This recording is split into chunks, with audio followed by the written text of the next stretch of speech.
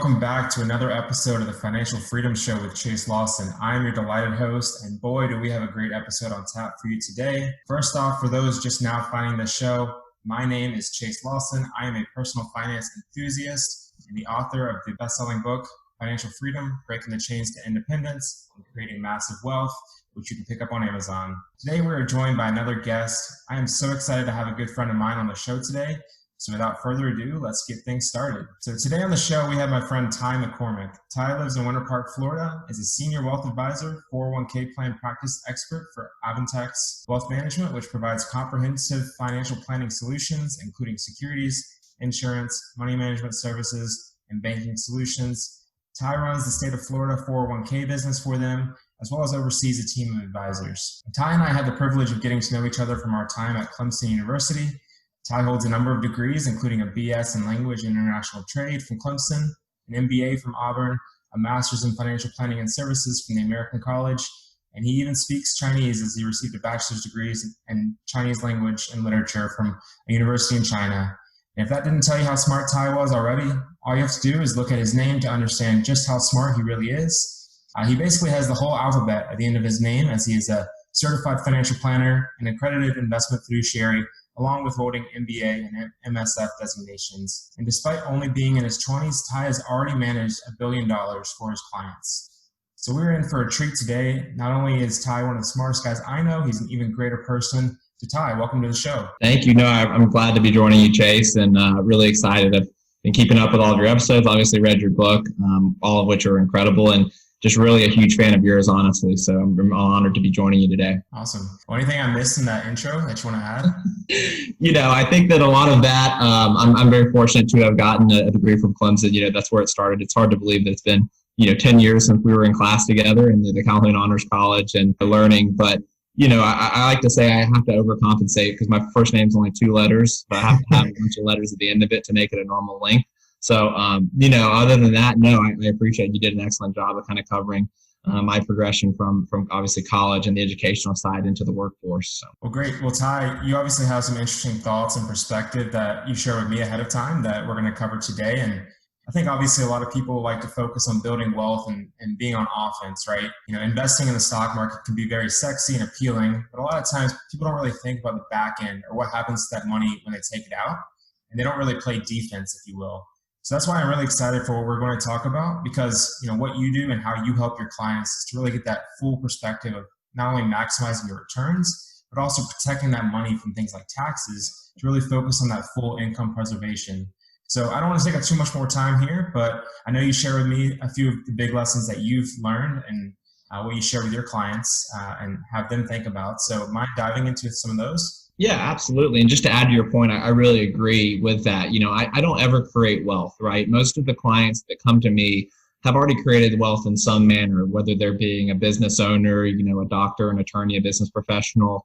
I'm not creating that wealth for them typically. I'm typically managing it. And like you said, making the most of it, because someone may have a $2 million portfolio. That may seem great, but I'll go through it in a little bit. $2 million is very different in terms of your approach to that and how you can maximize the wealth. So I think that as I'd shared before, I've really over the past, few years developed some lessons and really learned quite a bit in terms of managing clients' assets and getting to interact with them on a daily basis. So, the first lesson that I have for your investors and for, listeners of the show would just be to understand that taxes are an unequal partnership with the government. One thing that I really focus on with my clients is knowing that there are tax advantage vehicles to invest in and making sure that you're maximizing those. I know you've talked in the past about, what's the difference in a Roth versus a traditional 401k and IRA. And really, I advise most people, especially younger folks, to invest in the Roth. What I mean by it's an unequal partnership. Many of my clients come to me and they've maybe worked a long career and they're looking at retiring and they, let's just say, have $1 million in their 401k account, which is certainly a great balance. When you look at that, you're in a partnership with the government, right? Because you may have $1 million, but really 25% of that is owed to the government in the form of taxes. I think that, many people don't realize it, but that is an unequal partnership because the government, whenever they want, can change that. Fortunately, we are at all-time tax lows. Taxes have been decreasing steadily for the last, 2 decades. But with all of the outstanding liabilities in terms of Social Security, as well as the recent debt that we've incurred by stimulating the economy, I don't think it's very difficult to imagine taxes potentially going up in the future. And so one of the things that I've really worked with a lot of my older clients that are at the retirement age is converting their assets over into more tax efficient and tax qualified vehicles. So that'd be things like the Roth 401k and IRA you were speaking of. Right. No, absolutely. So, like I said, overall, I always prefer, IRAs over 401ks just because they're typically easier to access in case of emergencies. So a Roth IRA is typically a great vehicle to be in. However, I think the government realizes that it is a good thing, so it doesn't want to make it too widely available where you're only allowed to put in $6,000 as an individual under the age of 50. So, for most people, I want you, as you mentioned, taking full advantage of your 401k company match is a great thing. But between your 401k and your IRA, you can put away around $25,500 a year under the age of 50. And so, that's an excellent way for, I think, younger individuals to get started in terms of maximizing their tax efficiency in retirement accounts. And you mentioned that taxes are kind of near all-time lows right now. What's that coming from? What sparked that? Yeah, so a lot of it is in the 2018 Tax Cuts and Jobs Act. Overall, there was a pretty large simplification of the tax bracket. And so I'd say the majority of the clients that I work with would be, joint incomes around 200 to 250,000. So for someone in that particular situation in 2017, they would have been at a 33% tax bracket. However, now they're at a 24% tax bracket. And in fact, all the way up until $321,000 will be in the 24% tax bracket. For a lot of clients, what we've been doing is taking those IRA assets and converting them to Roth. So paying the taxes now, locking in that 24% tax rate, but then ensuring in the future when they do need to take distributions and take income from those accounts that they're not going to be hit with a major tax bill if the taxes do go up, which I think many financial consultants and many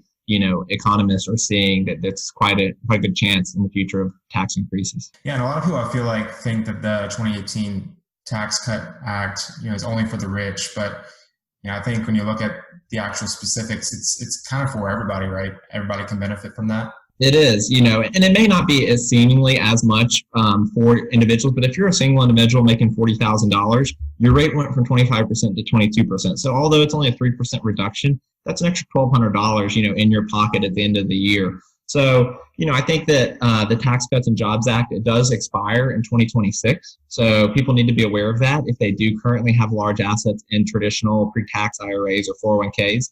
That now might be a good time to come up with some sort of game plan or strategy to start converting these assets over to a Roth or, another more tax qualified vehicle. Yeah. And as you mentioned, 3% may seem small, but every percent does help.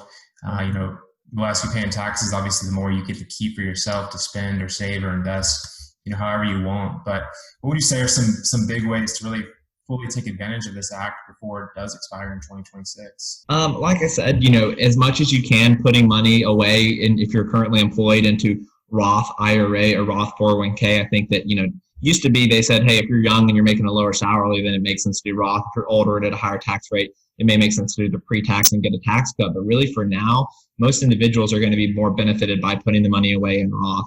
If you are older, you may have some assets, like I said, accumulated. It might make sense to convert those over to Roth. There's some other benefits of Roth. I'm sure you've gone through them with, no requirement of distribution. Mm-hmm. You don't have, any taxes owed for your estate. So when you pass away, they're not going to incur a huge tax bill.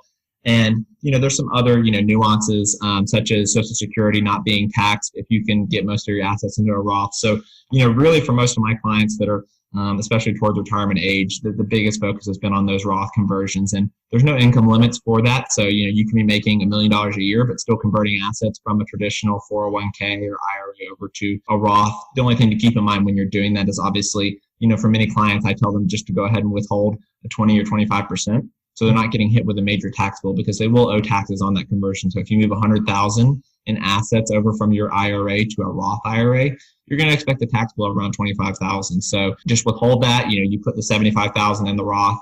It's there similar to the pre-tax traditional IRA gross tax deferred, but the difference is at income at the stage when you need to take income, that Roth is tax free. Yeah, and obviously I've touched on Roth plans before in a previous episode as well. And the great thing about Roth plans, to your point, is that we are at historically low tax rates currently, and we know what the tax rate is today.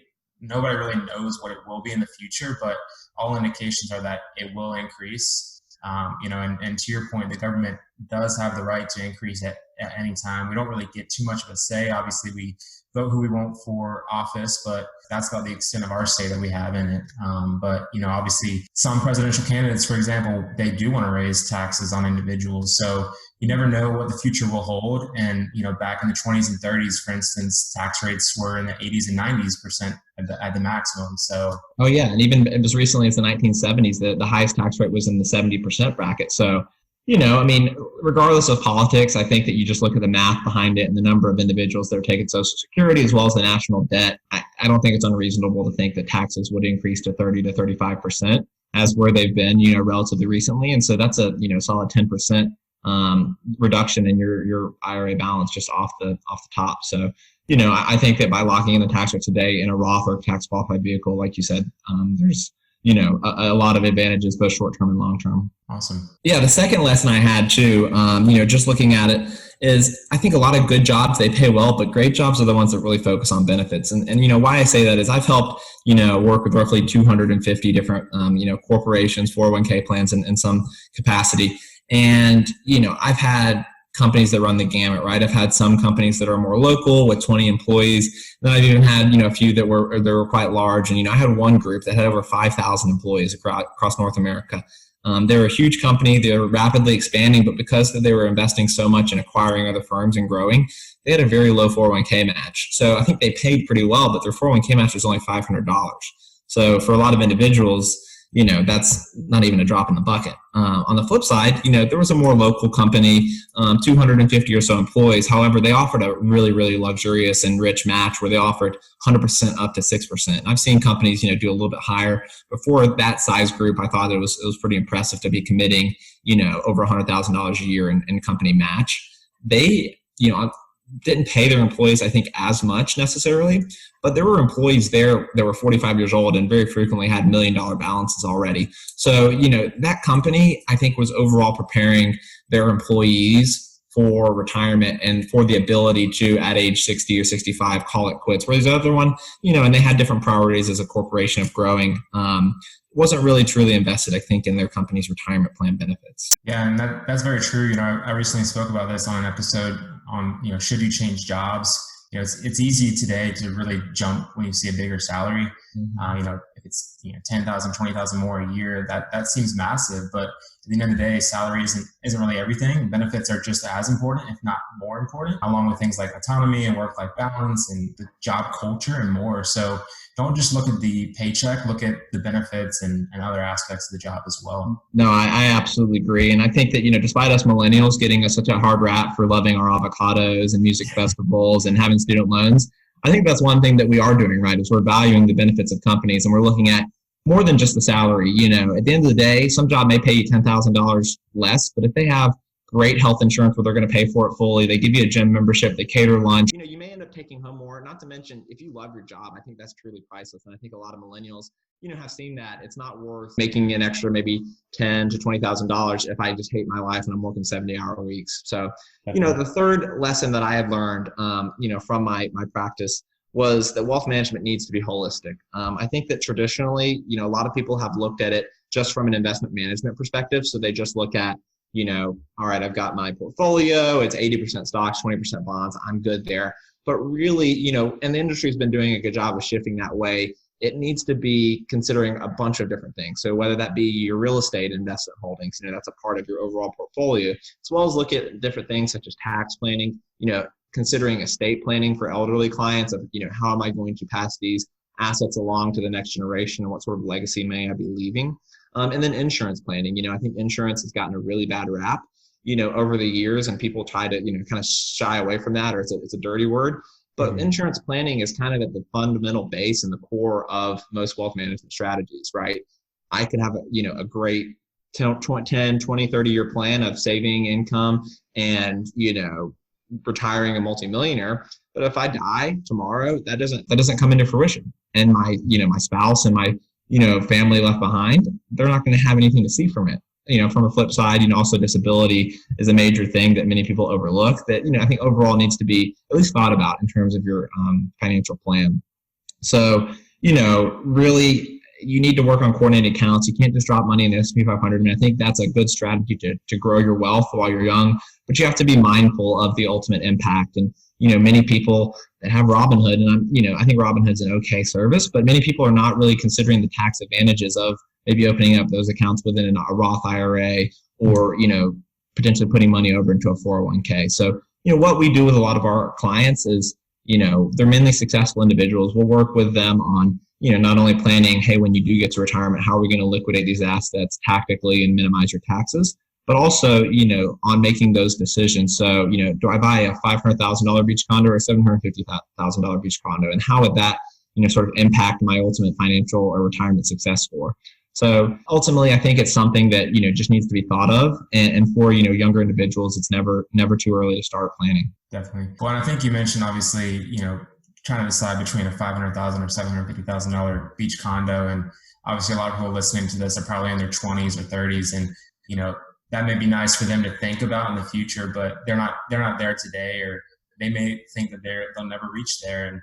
And obviously doing what you do, I feel like a lot of people see financial planners as something that's kind of reserved for the rich. So how would you say someone maybe just scraping by can benefit from working with somebody like you or hiring a financial planner? No, I think that's a great question. And I'll be honest, I think that financial planners have largely deserved that rap. I had a friend that unfortunately his dad had passed away and left him, a decent chunk of money. And he went into, I believe it was a Merrill Lynch, not calling anyone out, but he went into one of the larger firms and, said, hey, he was interested in meeting with someone and potentially talking about managing his investments. And they kind of passed him off because he was a guy in his 20s, and they just assumed that he didn't have any money. So, there have been a lot of financial advisors that really just neglect and don't care to work with millennials.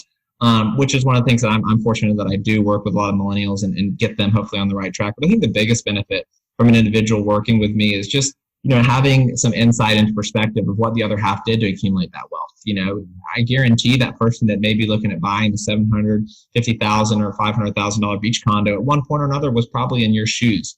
However, they may have gotten some good advice, and over the years they've accumulated that wealth. It's a very gradual process, but as you've seen, with the power of interest and the power of, investment management, those numbers can pretty exponentially increase, especially once you get into your 50s and 60s. So, I rarely charge young folks and individuals that just need some guidance. I'm glad to, just provide that, and really my folks with them, if they're just scraping by, is, working on things that you've talked about, setting a budget, trying to find those extra ways to squeak out a little bit, of money, whether it be pre-gaming at home or, scalping tickets. I think that those are, phenomenal ways to get an extra $200 a month that, ultimately, if you do choose to invest that and are wise with that, that can be, tens and hundreds of thousands of dollars in 20 to 30 years that can allow you to buy that $750,000 beach condo. So, really, I do that as well as try to set up, some achievable goals for the next, 1, 3, and 5 years where essentially they have that,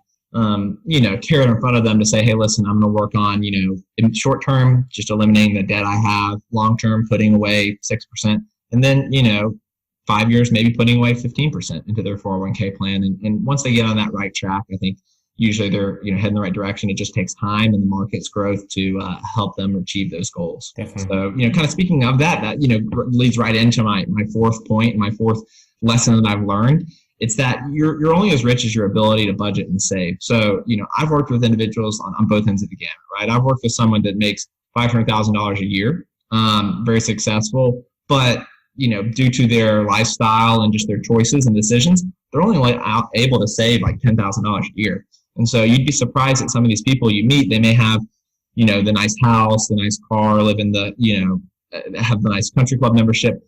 But this guy was 55 years old with only around $200,000 in assets and in investments. So, on the flip side, I've worked with an individual who was more of an administrative assistant, and she never made $40,000 in her career, but she had over $600,000 saved up at retirement just by being smart with that and putting the money away early on. So, a $1 million retirement balance, it may sound good. And a lot of people ask me, what's the ideal amount I need to retire?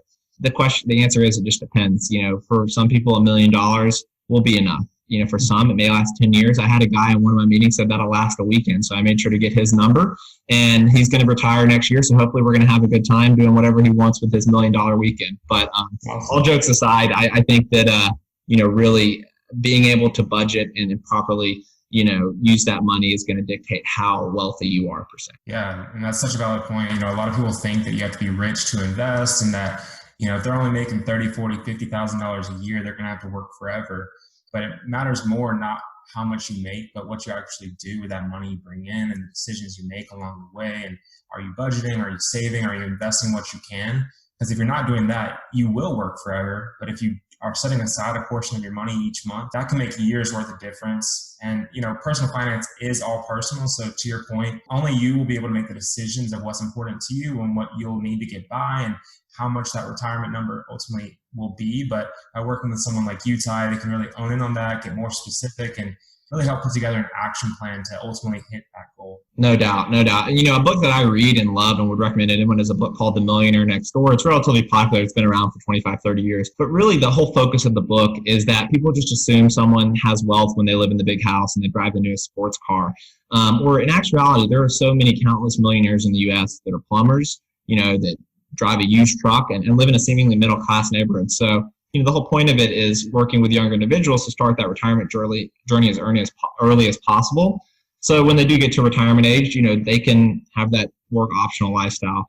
For example, and I know you've talked about this before, if you start saving just $500 a month, which could include your company's match at age 30, you would retire at 65 as a millionaire. But if you waited until 45 and, tried to do that, you have to save over $2,000 a month.